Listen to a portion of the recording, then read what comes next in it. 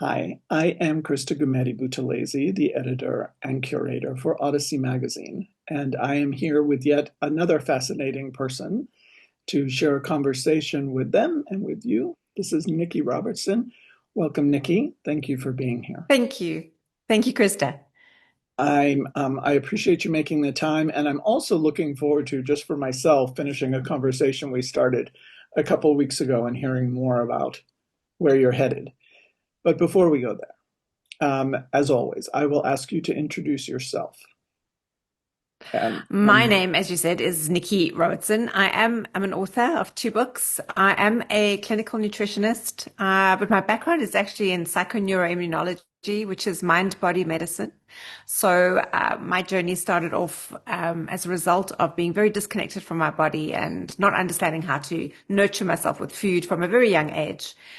And as I got through my 20s and 30s, and I began, I suppose, unlearning what we've been taught about how the body works, how the brain works, and how food works. I actually left my career in advertising and went and studied clinical nutrition because I just had a calling because I realized this is the path I was meant to be on. So, yeah, it was quite a profound experience.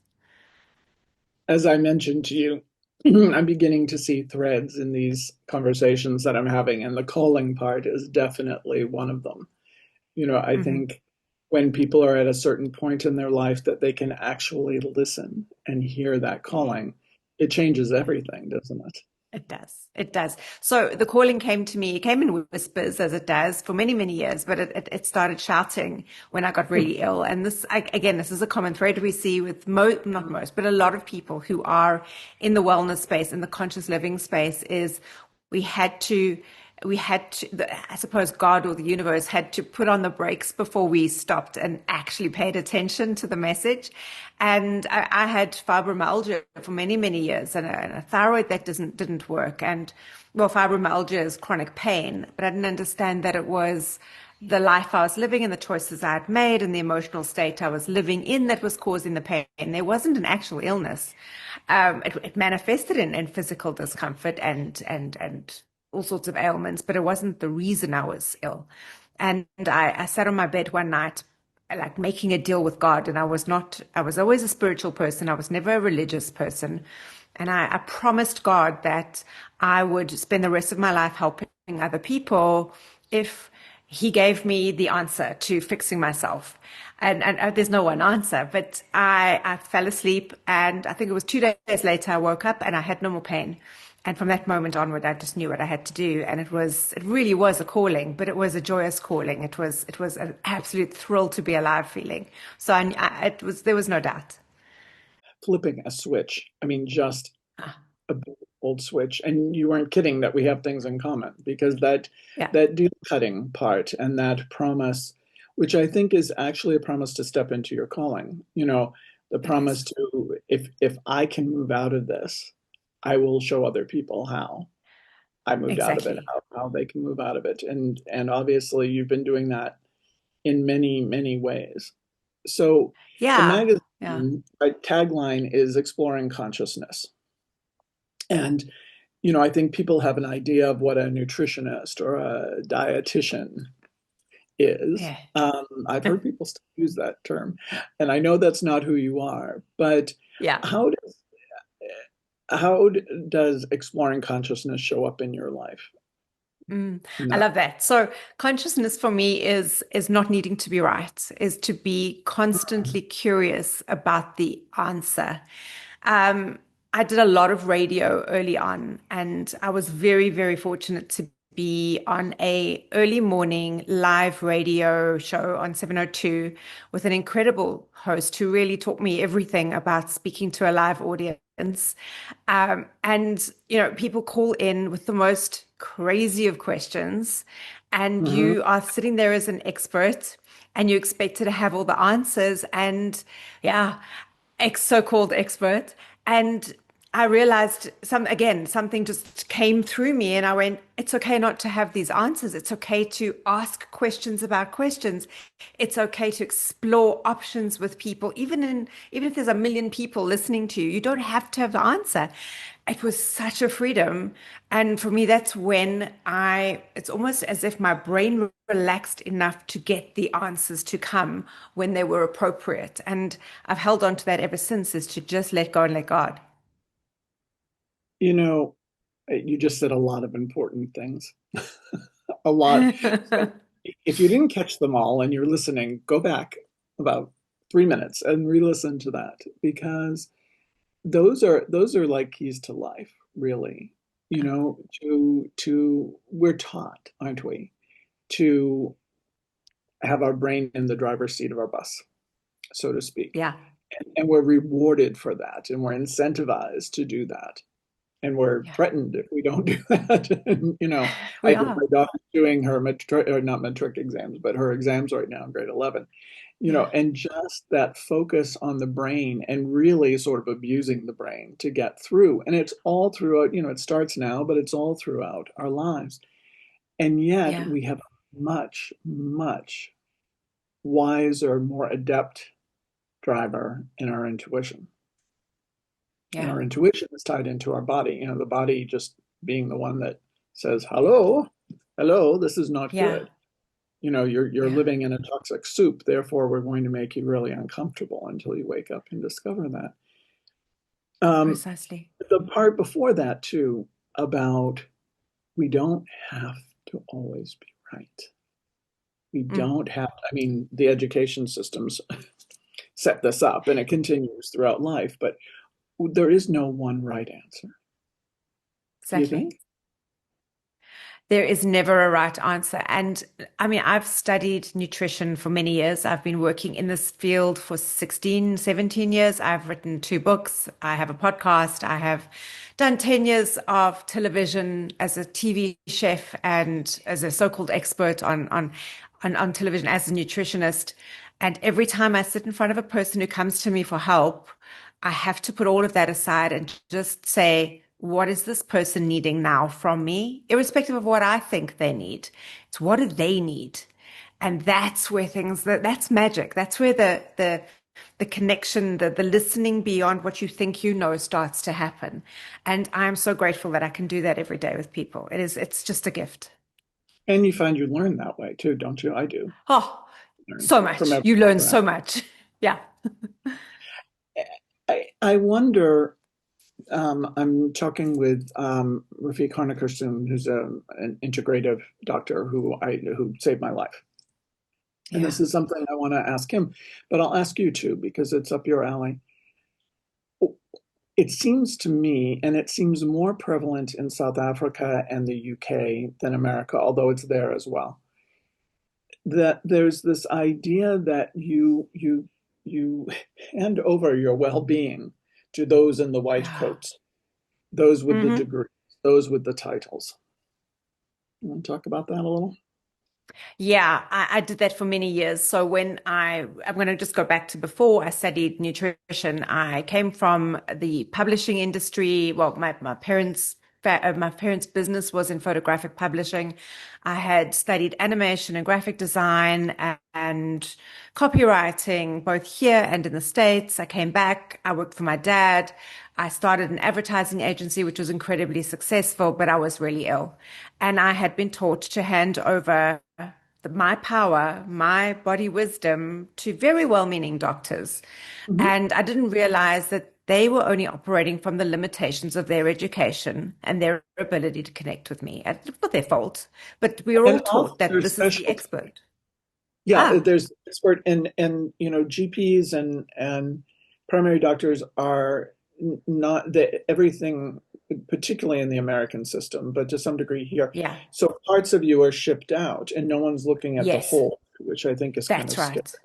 Yeah. That is right. And that's exactly the problem. So you go from doctor to doctor, specialist to specialist, you repeat your story 20,000 times and you start fresh every time and you don't get anywhere. And consequently, you get sicker because you're just not connecting the dots. And out of pure frustration, and this is the doctor that turned my life around. He was a specialist endocrinologist, very clever human being, lecturer at universities, very well known. And I sat down, and I was very bold in those days. I knew the healthcare system better than most doctors at that point. And I sat down in front of him and I said, I know you're hiding the magic pill from me.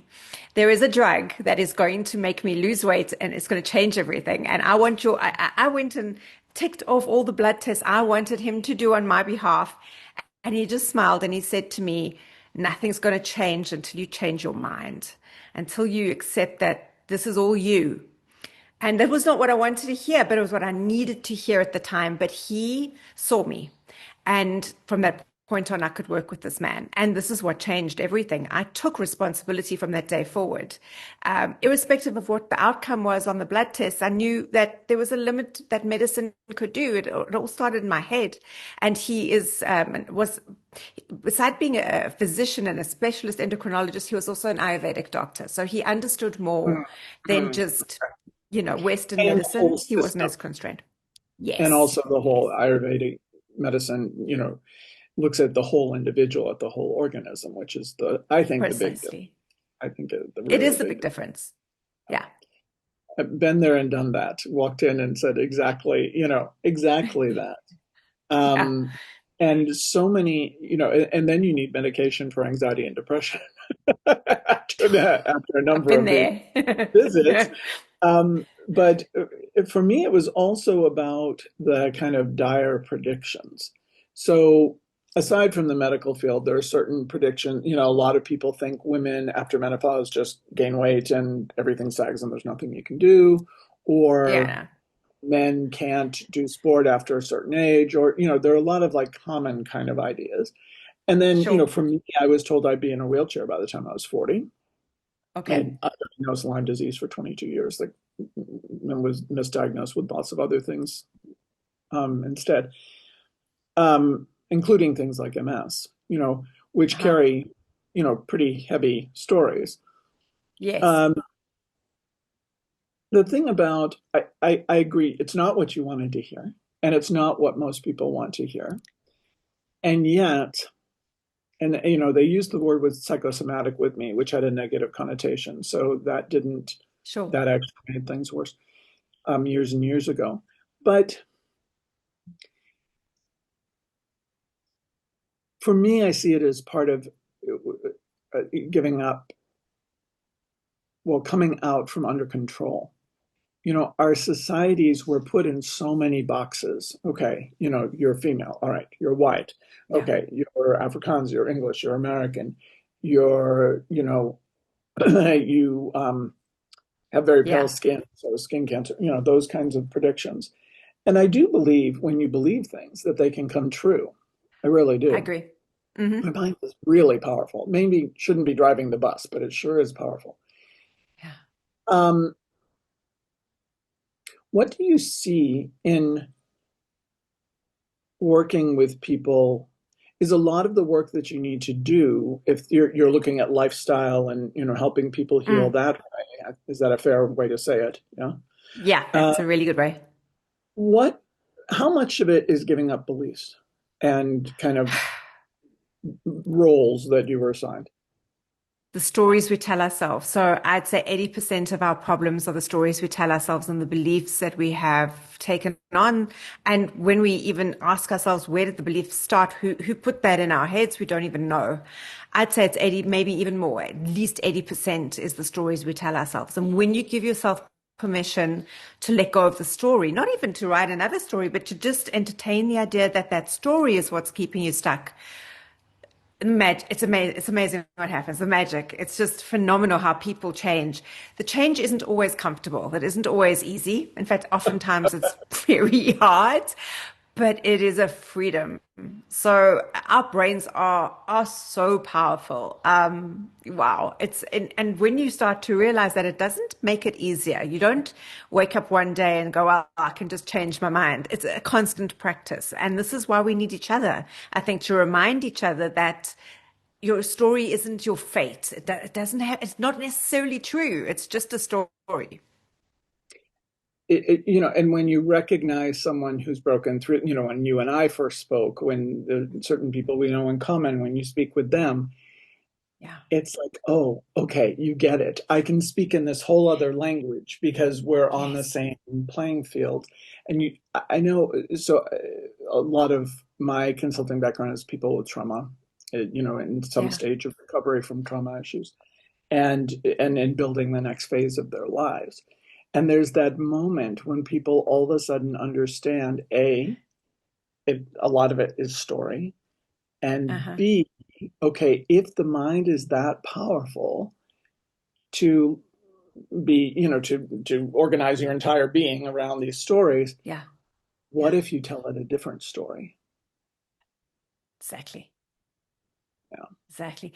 The interesting thing is it gives us responsibility. And the difference is some people just aren't willing or ready to take the responsibility. I think that's just the difference.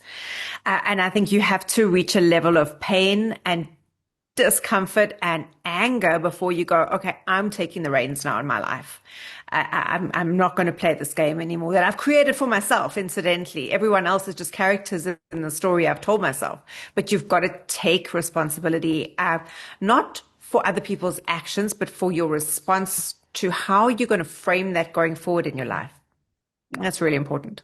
What kind of future are you going to create? And I guess Mm, food mm. is probably one of the primary playing grounds for this because there's so many. I mean, Yeah. you can find evidence anywhere that this food is horrible for you or the best thing in the world for you. I mean, most Yes. things.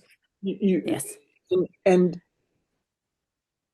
none of that can be true because we're all different people. And not only are Oh, we each different, the kind of snowflake theory, we're all unique, but yeah. at every given time, and I went through surgical menopause at 44, so at 64, I've been out of Uh-huh. it for 20 years.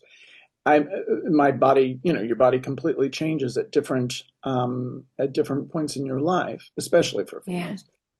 So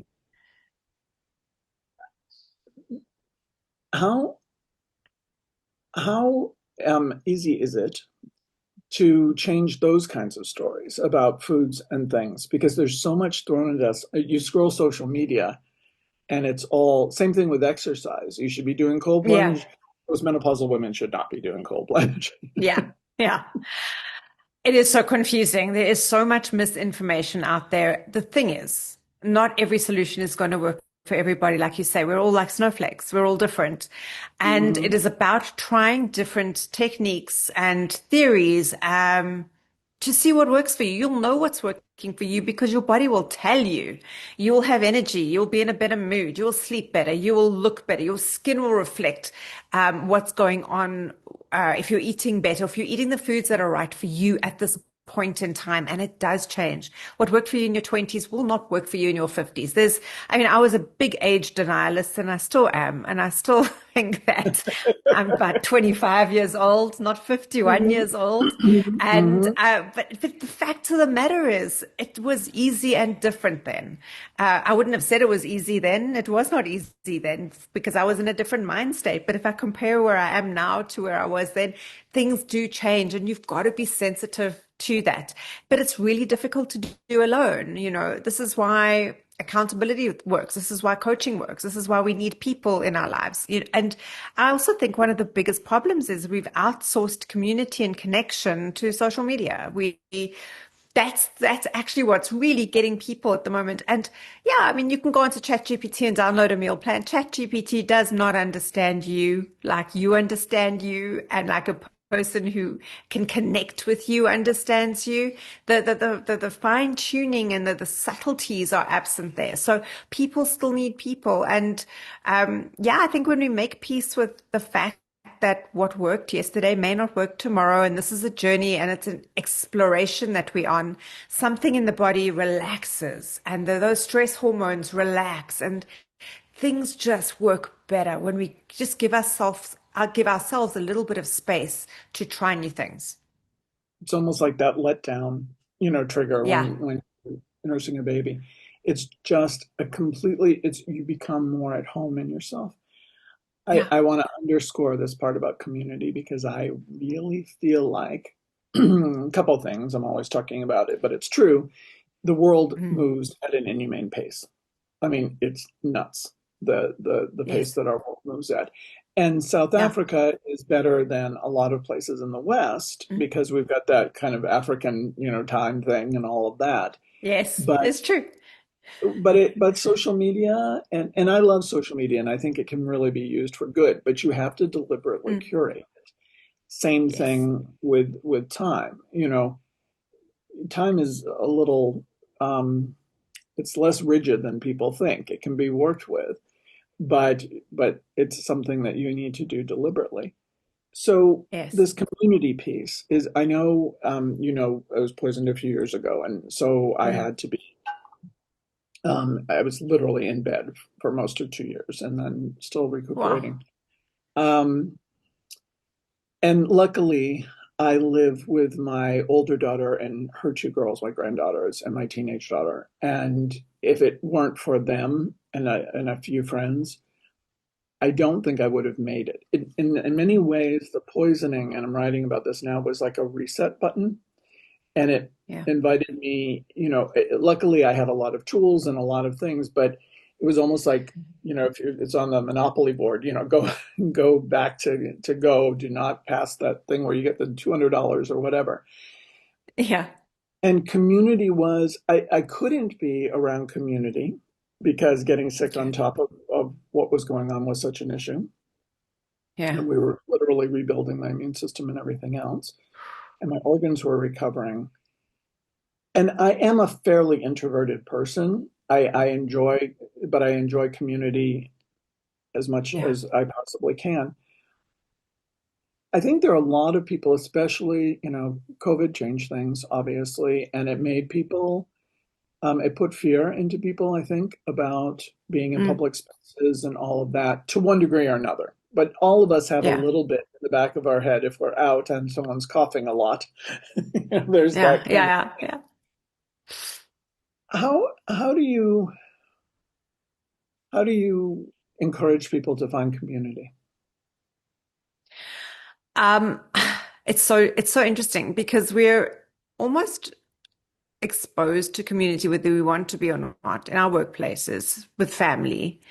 Mhm. And for a lot of people, it's not their tribe and it's not working for them energetically. And it's just finding your tribe and finding people that you're comfortable with is at this day and age is quite a challenge because we feel obliged to be in communion with people we would never choose. Sometimes they say you can't choose your family, you can choose your friends. Well, you got to you got to consider it that way. So I see a lot of women that I work with who are either divorced or single. They don't want to get out there. They don't want to be part of, they don't even know where to start. And it's Why not? very dangerous. Yeah, Hmm. it is scary. It is dangerous. And the way I get people to start inviting communities to do things like find a group of people who you can go for a walk with, find one person, Hmm. almost poke the bear a little bit and push your boundaries and test the waters, try something new. Um, you know, have a dinner party and invite two people that you know that you probably would never have thought to do this for before. What could go wrong? And when you start playing with ideas and just get out of your comfort zone a little bit, you'd be amazed what you can accomplish. Not to say that you have to be in community all the time or have a very big friend group. It could be two or three people, but people that you can be very honest with. And it is rare to find people you can just be yourself with. It's one of the most precious and I think underrated values or things that we can possibly get in this day and age. And also, I think, this the sense of community online is really the anti-community. This is not real. You've got to look in someone's eyes and connect with them. There's something else that happens when you're in the same space with people. But that all said, when you start thinking about how important it is and make it a priority in your life, you'll be amazed what you can accomplish just by going, okay, I have to do this. I don't know how I'm going to do it, but I'm going to look out for people that I can resonate with. You will find them. It's just wanting to do it. And being with the right people is really good Mm. medicine. Um, It is. Quality over quantity. I think when people hear community, they think dozens, and No. you're right. Yeah. It can be two people. It can be Yeah. one. Or one is better than none. And Yeah. there's just a sense there of of belonging when it's the right person, because that toxic soup that many of us live in often has Yeah. to do with, I left home at 17. The family I was born into Yeah. was not good for me. It wasn't. And I recognized that early on and made a conscious decision that I didn't want to turn into an alcoholic, which was definitely Yeah. the way I was headed. Um, it- you know, we judge people judge that. How could Yeah. you turn your back on your parents? They're your parents and honor thy father No, and their mother. you can. Well, some fathers and mothers need to Yeah. be Some honored, fathers and mothers. and some don't. And I wish we could give each other, speaking of being in community, a lot of communities are very judgmental and that sort of thing. So you have to pick up with and find the places, I think, where you're accepted and valued, and where, as you And I said, you think, can be yourself, because that's the difference. yeah.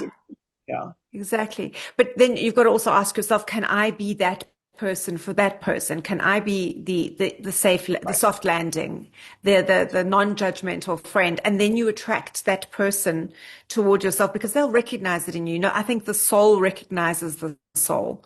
If you can give, you will get it back tenfold. So start creating those qualities in yourself that you need to bring into your life. It's the magic happens there. I agree, and I'm going to go a little bit against something that you said. I think you're right in many instances about social media, but I'm noticing Oh, a growing trend that I really love, which is social media being used to create groups. Number one, live chats and things with the right people can be yeah, really cool. They can be really, sure. really cool. It's just an exchange of ideas. It's something for your brain. You get to, if you have social anxiety, it's a great way to just test the waters a little bit.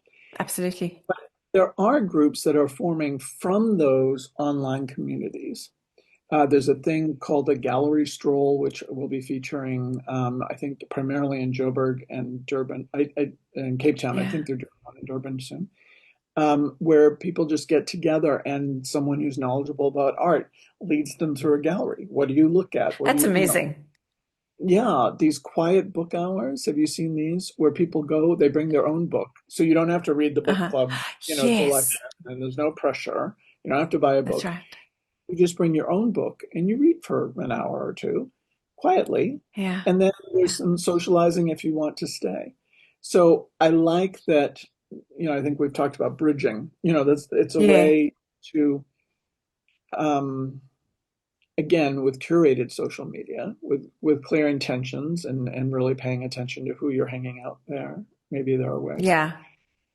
I'm really curious. When we talked last week, you mentioned the blue zones. Um, Yes. can you explain for those who don't know what a blue zone is? It's something Okay. I'm fascinated with. And within Africa, I didn't know about that. So this is really fascinating. Yeah. So Dan Buetten, I think he's a journalist, Hmm. um, I, in the health and wellness space, went all over the world looking for the zones in the world where people live over the age of 100. So centenarians, people who live over 100 but who are still healthy, active, and part of their community. And he found several places all over the world on different continents that he called the blue zones where these people live. And there's a documentary on the blue zones. I think it's on Netflix, and he has written a book. And he was looking for why these people live so well, so old, or into their hundreds. And some of them have been disproven because some of these people don't even have birth certificates, so you can't really prove their age. But they are elderly people. There's no denying this. And they are still active and they do lead independent lives. And a couple of the components that he found was one was what they ate. So there was no processed food. These are mostly poor communities.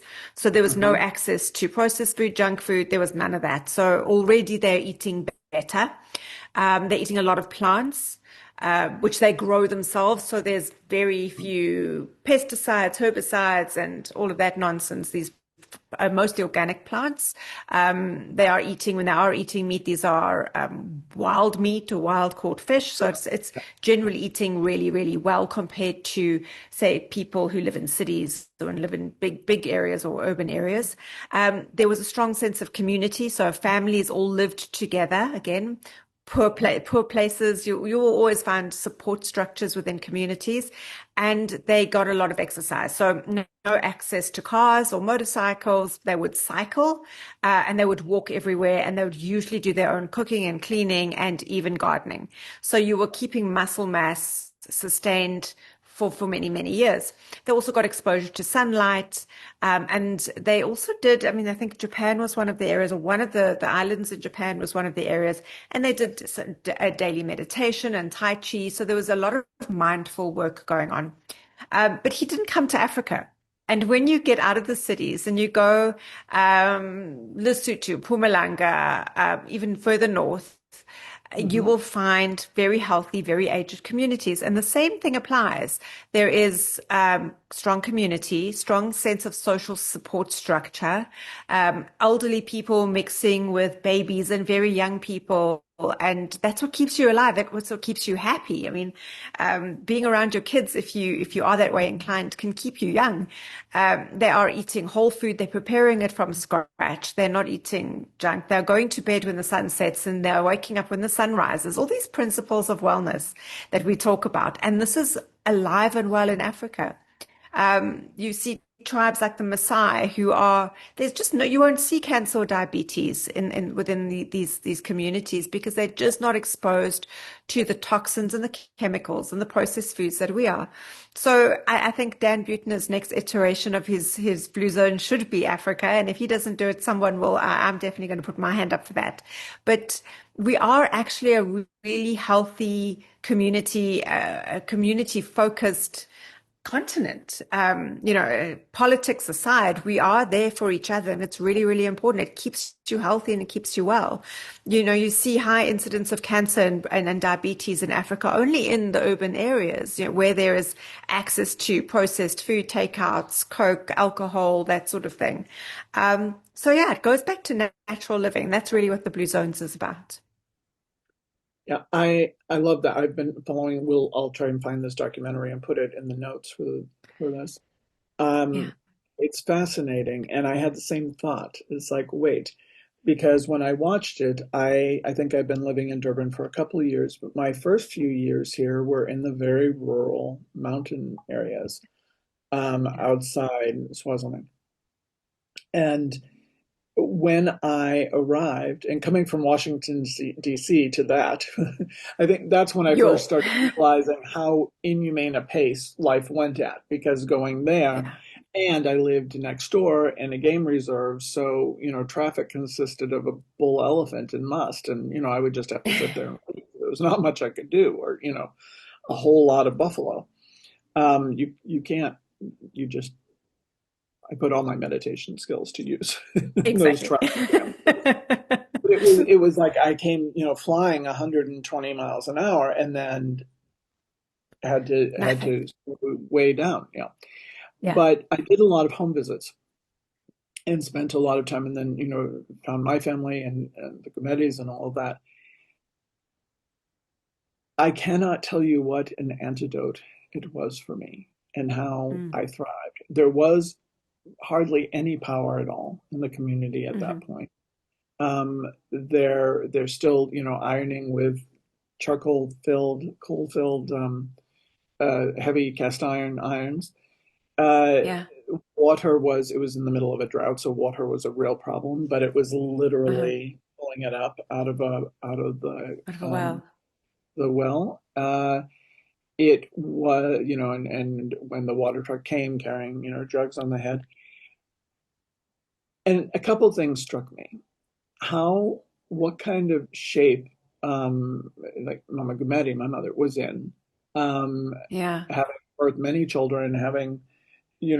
lived a long life, and the elders in our family and in others, because of all these things. They worked at a humane Yeah. pace. Even things like cooking are very meditative, so much Yeah. mindful movement, or, going up and down the hill with water. literally chop wood, carry water, right? Um, Exactly. then you had you, and then in some family, alcoholism is a big in drinking is a big issue, but not Ukomboti, the traditional beers and things. It was Yes. that processed alcohol that came in, and the people who there was a pretty high rate of. So this is an area that is in between Durban and the areas like Limpopo and Mpumalanga that you were Yeah. mentioning. So it's a bridge. It's a little bit of both.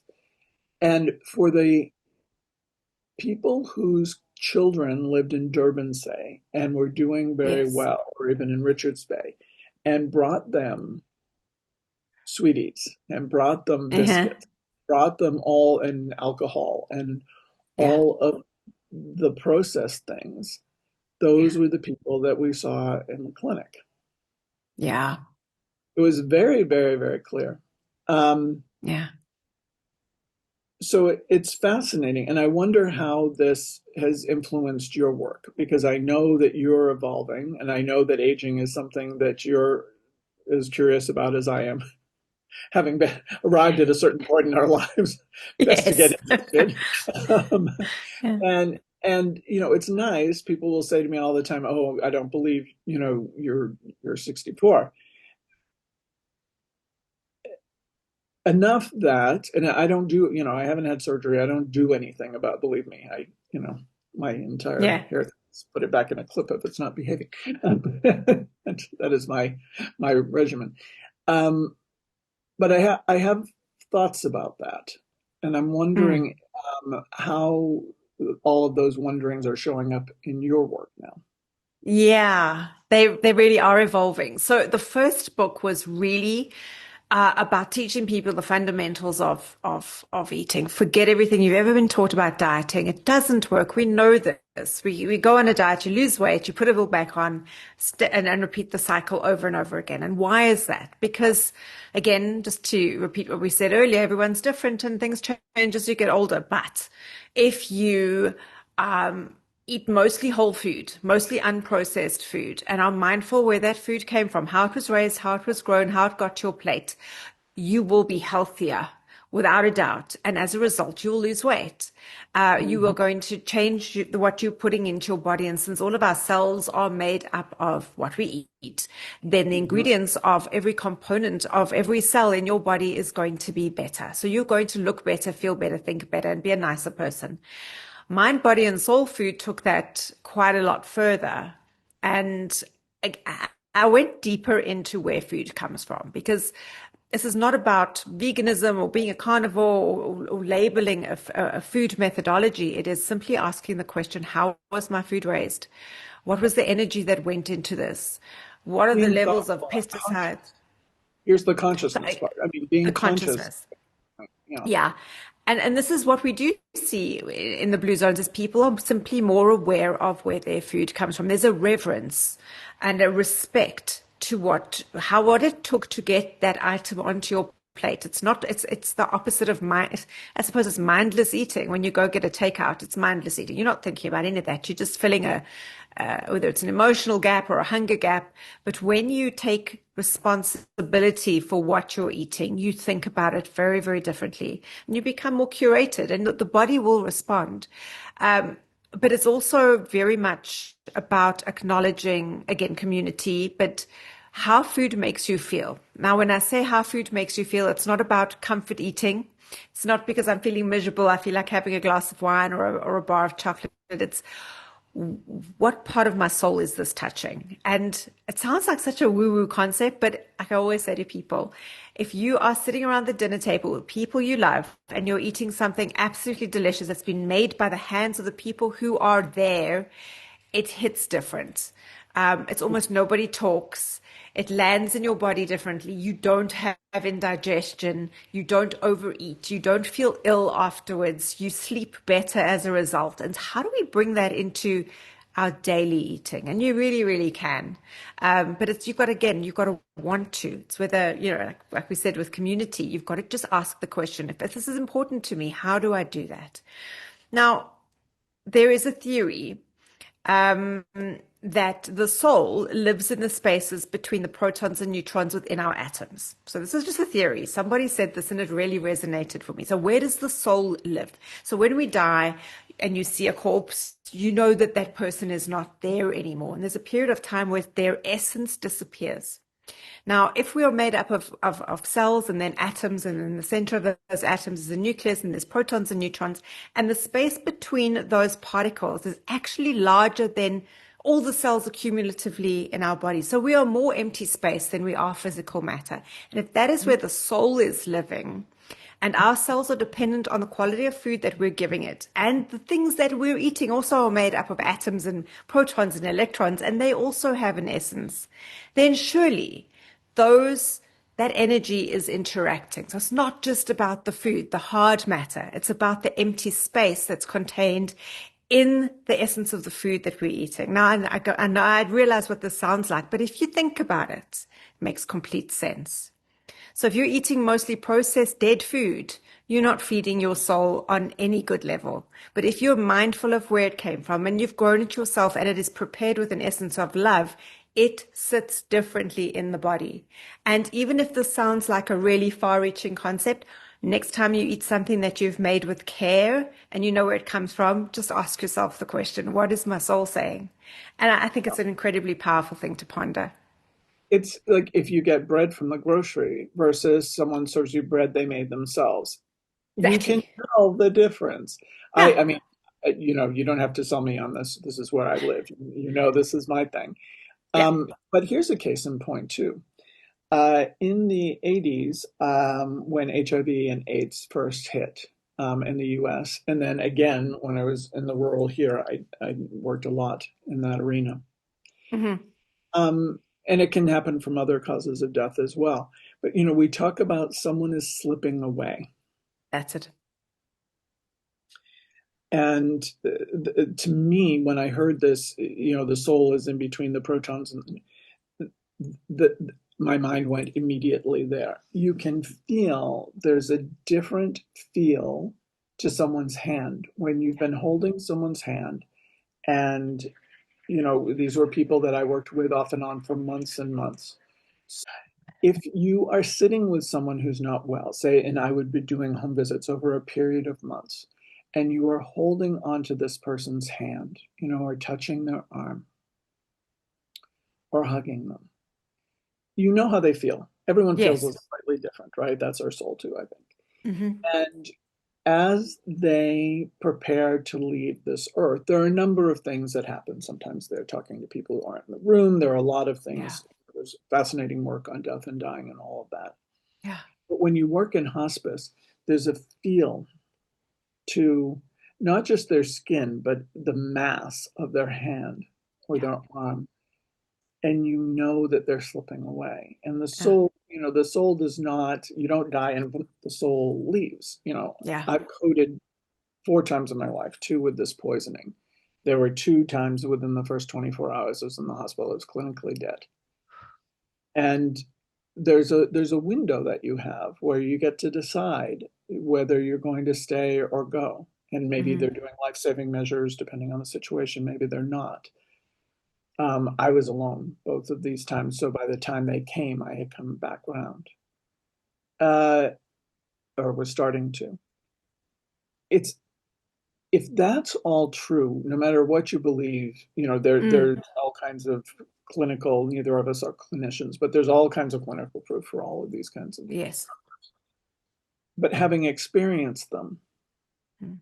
it just makes perfect sense that and even when you think about as a young child, like my grandmother could peel apples, she could peel the peel all in one peel. She could Uh-huh. take them all in one piece. And I was just mesmerized as a Sure. child. I still try once. I've done it maybe 3 times in my life. I'm not as patient as she was. But every time I have an apple, particularly if I peel an apple, Mm. my grandmother is with me. Uh-huh. Those kinds of memories live in food if you use family recipes. They That's why everyone do. loves family recipes. They do.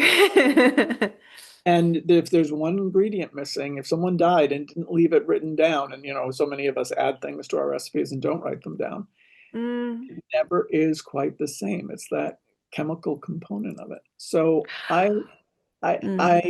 I've not read your book yet, and I am really, really looking forward to it even more now. And I hope people do, because we have all got a lot of beliefs that were instilled in us from outside sources, media largely, about food. Think about what do you think the budget for food advertising worldwide is? It's Must got be to be like billions. billions. Yeah. Yeah. I know that with women, if the cosmetics industry, if women stop buying makeup all at once, it's billions and billions, and the whole world economy would collapse. I'm sure it's the Yeah. same, Yeah. maybe even more so.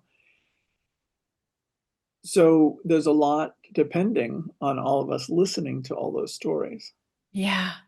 It's so interesting you say that because Oh, I wrote this book in between the death of my mother and my dad. So my mom passed away in 22, no, 2024, I think it was. No, it was 2024, 22.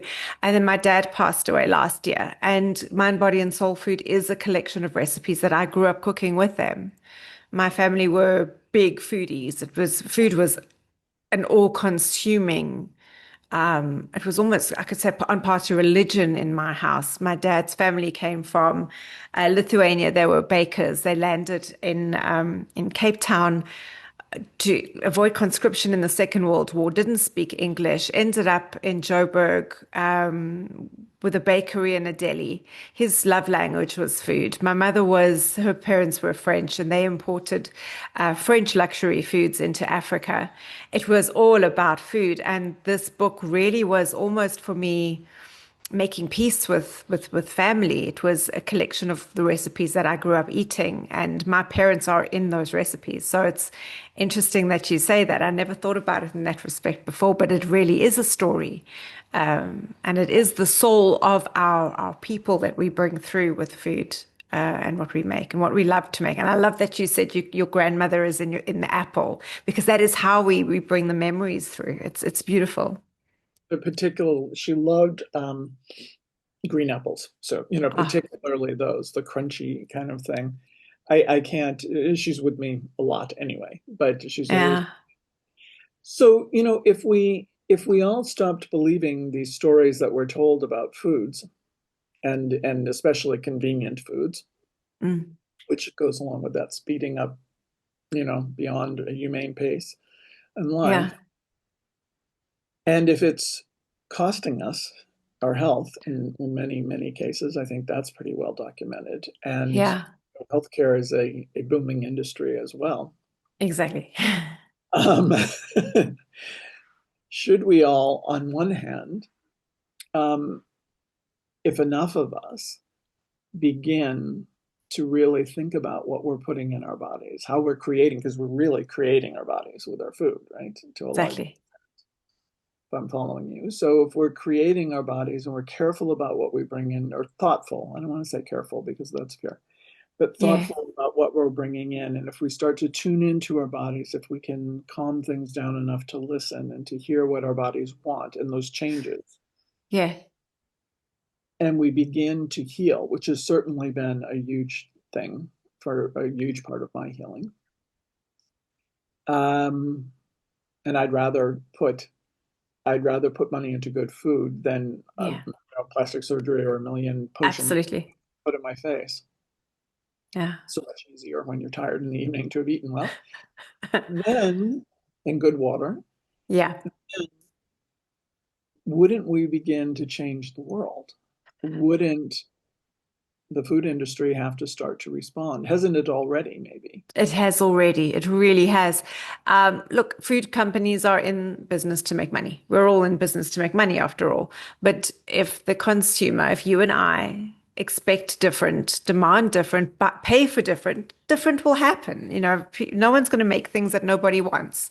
And if we expect the world to change and we start asking for it, expecting it, it will change. I really believe we have that level of power and leverage. And, everyone likes to demonize the food companies, but these are people with children, and they also don't want to harm themselves. They don't want to harm their kids.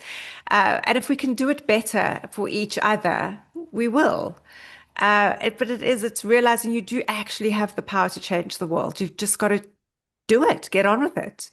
You do have the power to change the world. And the food companies, I agree, they're just trying to take care of their own. We all Yeah, are. yeah, But if we demand, yeah, and right now, I mean, there was a huge, it's getting a little better, but there were huge years where faster was better, more convenient was better, microwavable was better. Now air fryer yeah, is better. Convenience is better. yeah. And we've paid a big cost for that, a We huge are. cost. We are. For us more But than others. Some people have given their lives for that. exactly, and they really have. But we didn't know this, 20 years ago when convenience food started increasing, no one knew. It was just food. We unfortunately had to learn the hard way. This is the human condition. You only learn by making mistakes. And now we know better, so we do better. It is actually cheaper to eat healthier. There's a big misconception that it's more expensive. It really isn't. If you grow some of your own and you buy in bulk and you buy frozen, there's so many ways of making healthier food more affordable. When you eat out and when you buy processed food or ready-made meals, you're paying for every step along that production line.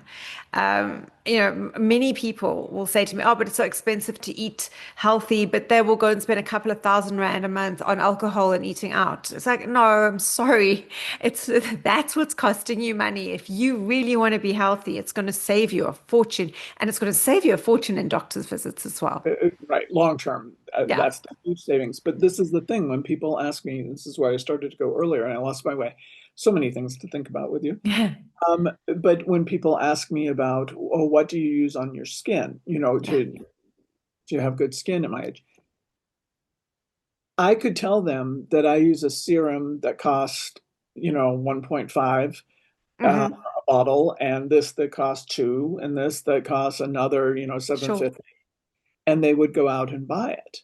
Yeah. But when I answer them, I drink this kind of water and am healthy. And it's not, but I believe in the 80-20, if you eat Yeah. really well, 80% of the time. Sure. Um, some weeks it's 90-10, some weeks it's 70-30, but it averages out Exactly. there. It averages out. Yeah. But they look at me and say, oh, shame, because they don't want to give up the wine. They don't, I mean, Uh-huh. I don't drink and I don't smoke. I Uh-huh. have done both. I can't now because my liver drank.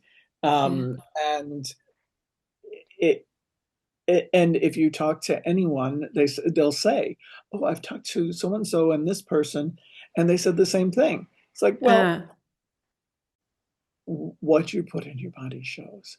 You can do all the yoga and all the Pilates and all the running and all of that. You can use mm. the best sunscreens in the world. And yet, if you feel good about who you are and what you're putting in your body, I don't know. I mean, is that the fountain of youth? I completely believe so. So, um, if the eyes are the mirror to the soul, then your skin is definitely the window to what you're putting in your body. People ask me all the time what I use on my skin. I use one very inexpensive skin product that you can get at discount. It costs Mhm. me pennies. Um, it's ridiculous. I've never used expensive things on my skin, but hydration, quality of food, sleep is so important for your skin. Oh my goodness, sleep is probably the key. But yeah, smoking and drinking alcohol are the most aging things you can do. If you want your hair to go gray really early, smoke cigarettes. It depletes the copper out of your system. Copper depletion is one of the reasons you go gray. That's interesting. I didn't know that. Ah, copper depletion. So there, and you can actually turn it around as well if you bump up the copper, and you can do that through food. You don't even have to supplement. But yeah, what you eat will show on your skin 100% of the time. And there's no exception. So it's the key to looking well, not looking young, but looking well as you age, looking in as well as you possibly can as you age. And there's nothing wrong with aging, but you want to look well. Look well, but you want to be well. To me, Yeah. it's, I mean, if I feel well, then it shows. Yeah. Yeah. There's a huge, huge, huge difference. I can show you Absolutely. pictures. with, professional makeup and all of this at a black tie event in Washington, D.C. in, 2014. Um, and, now it's 11 years later and I look older in that Yeah. picture. Yeah. Yeah. Um, not because I didn't have everything that I needed and wasn't being cared for by top doctors and all of that kind Sure. of and very fancy food and all of Yeah. it, wine, a lot of wine, to go with the very fancy food. And I don't want to make alcohol the culprit. Alcohol and you know smoking, all of that, those are symptoms, Hmm. I think, of a soul that is restless and uncomfortable. Hmm. Hmm. Um, what do you have to say about that? Because a lot of people, this is a big thing for people. They don't want to give up their, what I see as coping mechanisms. Yeah. So they say that addiction is the absence of connection. And I think for many people, this is the truth. I think people also find their connection through their addictions. So if you are around people who smoke and drink and that's your fun, you will do the same to fit in with that tribe. There's a lot of negativity about alcohol on the web at the moment. I think a lot of it is blown out of proportion. I think a lot of us can enjoy a glass of wine at dinner occasionally, and it'll cause no problems. But there are certain people who cannot, and we can't really blur the lines. It's very individual again. Yeah, I mean, addiction is it speaks to something else, and it is your. I think when you it, it's such a difficult one because there are so many people who can go their whole life smoking and drinking. They're absolutely fine. My grandmother was one of those people. She smoked 60 cigarettes a day. She started, I think it was gin at about 11 a.m. and she didn't stop and she lived into her 80s. She was fine. I must have that genetic somewhere, but I can't do that. I've never smoked in my life. But that was her tribe. That was her connection. That was what drove her. And if you feel that it's sabotaging your health and you have no choice, I'd say that's where you've got to stop telling yourself that story because that's a story. And as we go back to the beginning, it's the story you Or tell yourself. Mm, it's stories. I mean, you look in South Africa, we have some of the most incredible vineyards and beautiful, beautiful wines. And I am fascinated by alchemy. So going yeah. or, going and learning how whiskey was made in Scotland was a fascinating thing for me in Yeah. Ireland. Artisanal, beautifully crafted things like that. It's just like food. And in moderation. And I mean, I Yes. I could drink a little bit until my organs shut down. The rat poison thing. And so I don't want to vilify that because again, it's Yeah. it's all about. And I don't know so much about tobacco. I don't know if you grow tobacco and you grow it organic. I have no idea if it has less effect. I'm not an expert in those things. But Yeah. that's more my point is if the soul is happy. Yes. And I've known people like that too, who, there are generations that they had cocktails every day at 5 o'clock Exactly. with a cigarette or two or three and lived to Yeah. ripe old ages and were beautiful. But they also, the people that I know of, like your grandmother, like that, they were very comfortable with who they were. They were mostly people who Yes. might even be considered eccentric or real character. Yes. Uh-huh. I don't know, when your soul's happy. I think you've nailed it there. My gran was very comfortable with who she was. She was hell of a social. She was a relaxed human being. She always had fun. Fun is the key. Yeah. She was a joy to be around. And it was real. It wasn't fake at all. She really was a joy to be around. And I think that probably supersedes everything else. She ate rubbish and she treated her body. I don't think she got a day's worth of exercise, but she was such fun. Not in an overt way, just in a real, very genuine, quiet way. She was just lovely. And I really do think the soul was happy. Her soul was very happy. She was true to herself. Very much. Well, as much as a blessing the internet and the interconnectivity within the world is, and it is, I mean, in many, many ways it's Yeah. incredible. It can also create pressure on us, even more pressure, than our education system, than our cultural, the religion, all of those things already did. Yeah. But when you add that, it can really create a lot of pressure to be Yeah. something you're not. And Yes. I wonder if that's a good question to leave people with. You know, I who think are it's a you? great question. Are you being true to who you are? Yeah. Yeah. I love that question. So, so Nicci, thank you so much. I look forward to talking more. We could do this, Thank I know, you. for hours and hours, and I hope one day we will. Yeah. Uh, Maybe with a big bowl of apples and a knife or two, we And a can knife. That'll be amazing. we can see if we can't get as good as my grandmother. Yeah. Um, we will put all of your links in the show notes down Thank below, you.